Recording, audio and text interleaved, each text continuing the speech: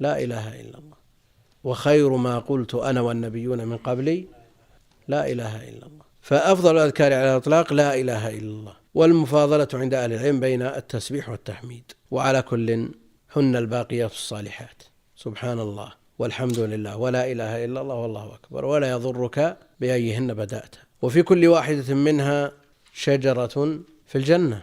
في الحديث الصحيح عن إبراهيم عليه السلام: أقرئ أمتك من السلام وأخبرهم أن الجنة قيعان وغراسها سبحان الله والحمد لله ولا إله إلا الله والله أكبر.